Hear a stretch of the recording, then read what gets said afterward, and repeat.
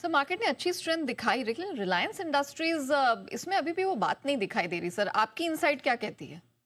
है ना, बात है ना, क्यों नहीं है बात? बहुत बात है इस रिलायंस इंडस्ट्री में और बड़ी बात है, लेकिन बस बात यही कि कमज़ोरी वाली बात ज़्यादा है। सबसे कमज़ोर शेयर दिखा है वैसे निफ्टी का, हालाँकि कल इसने थोड़ा-सा बेहतर होने की कोशिश की और कल इससे एक बड़ा कमज़ोर शेयर और मिला है मुझे, वो थोड़ी देर में आगे बताता हूँ। फिलहाल रिलायंस का बताता हूँ। 3 दिनों से लोअर लो, लोअर हाई बनाने पर ब्रेक लगाए, ₹2 गिरकर कल 1402 पर बंद हुआ है।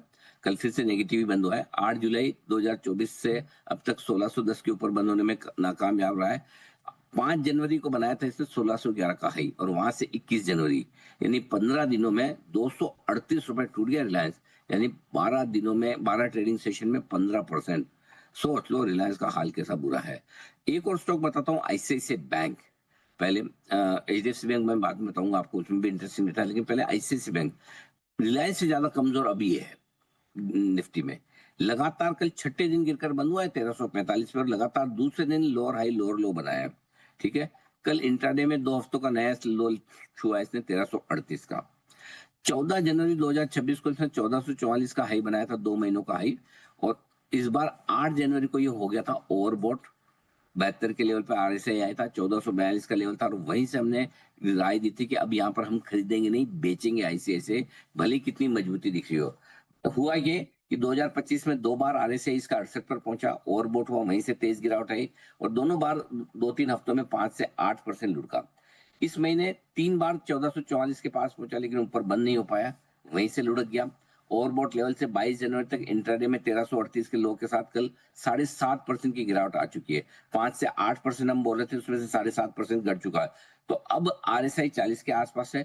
गिरावट रुकने के लिए 1545 के ऊपर बंद होना जरूरी, लेकिन काफी हद तक करेक्शन आ भी चुका है। इसलिए अब थोड़ा सावधान रहे, नई बिकवाली करने के पहले थोड़ा रुकना भी चाहिए आपको। हमने 8 जनवरी को दिया था आपको 72 के लेवल पर आरएसआई जब थी, तब प्रॉफिट बुक करके निकल जाइए। अब आइए एचडीएफसी बैंक। एचडीएफसी बैंक में मैं सीधा आपको निवेश का सही समय है वो बताता हूँ। दो दो चीजें बताता हूँ, किस तरह से नई निवेश का सही लेवल आ गया और किस तरह से निवेश का परफेक्ट टाइम है। तो पहले निवेश के सही लेवल पे आ जाइए। 14 जनवरी 2026 को एचडीएफसी बैंक का आरएसआई 2 साल के लोअर लेवल पे आया, 22.5 तक गिरा था। 5 सालों में सिर्फ 2 बार ऐसा हुआ कि इसका आरएसआई 25 के नीचे आया। पहला हुआ 2024 में, जब आरएसआई 22.5 था।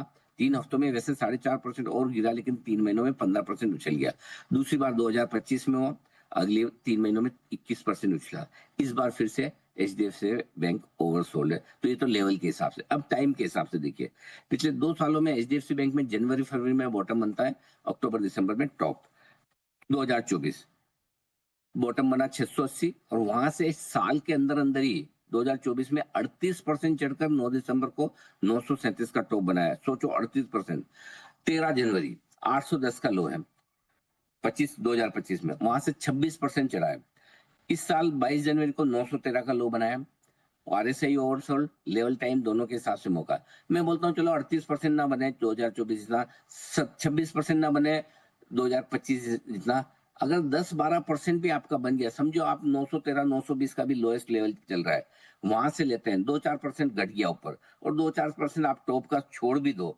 मैं तो बोलता हूँ अगर एचडीएफसी बैंक में यहाँ निवेश करके अगर आपको 10-12% का रिटर्न भी बन जाता तो क्या बुरा है। 10-12% अगर एचडीएफसी बैंक में एफडी से ज्यादा रिटर्न बन जाए, 15% बन गया तो बल्ले बल्ले, बहुत बढ़िया। तो मुझे लगता है इस हिसाब से, समय के हिसाब से अगले 4 हफ्तों में भाव के लिहाज से अगले 5% तक की गिरावट में एसआईपी आपको करना चाहिए। Thank you very much. Alright, चलिए ये तो स्टॉक इनसाइट्स हो गए, लेकिन